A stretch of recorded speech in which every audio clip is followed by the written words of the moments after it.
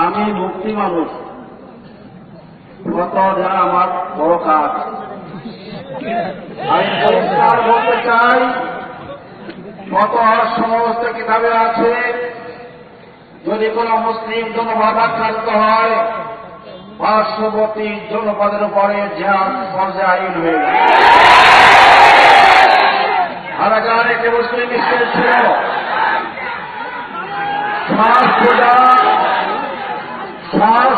আরাকানের সংগ্রহ করেছেন।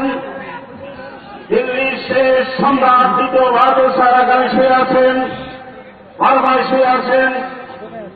সেই আরাকানের মুসলমানদের এই নৃশংস অবস্থা কোন মুসলমান শুধু নয়, কোন বিবেকবান মানুষও বরদাস্ত সহ্য করতে পারে না। আর একটি কথা বলতে চাই, বাংলাদেশের অভ্যুত্থান হয়েছে, স্বাধীনতা পেয়েছি শরণার্থীর মাধ্যমে। যখন পাক হাজার বাহিনী এই বাংলাদেশের স্বাধীনতা প্রিয় জনগণের উপর হামলা চালাইছিল, যদি ভারত সরকার আমাদের কাছে চায় না দিত, আমরা 100 বছরও স্বাধীনতা অর্জন করতে পারতাম না। কাজেই নিপীড়িত জনগণ তাদের রাস্তায় যাওয়া বাংলাদেশের স্বাধীনতার ইতিহাসের সঙ্গে জড়িত। তাই আমি মাননীয় প্রধানমন্ত্রীর কাছে হেফাজত ইসলামের পক্ষ থেকে তার কাছে আমি দাবি জানাবো, সাহায্যে বর্ডার খুলে দিন, বর্ডার খুলে দিন, বর্ডার খুলে দিন।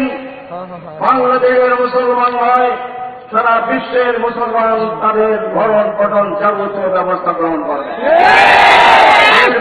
বলতে চাই, ওআইসি তাদের দায়িত্ব পালন করতে ব্যর্থ।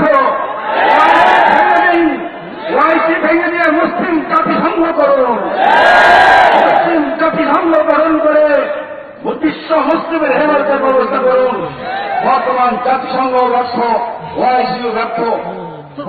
আমি আমাদের ভাতৃ প্রতিম আরাকানি মুসলমানদের সমবেদনা গ্রহণ করছি। তাদের জন্য সর্বপ্রকার সাহায্য সহযোগিতা বাংলাদেশের মুসলমানরা করবে, এই আশাবাদ, এই অঙ্গীকার ব্যক্ত করে আমার বক্তব্য শেষ করছি। আল্লাহ হাফেজ।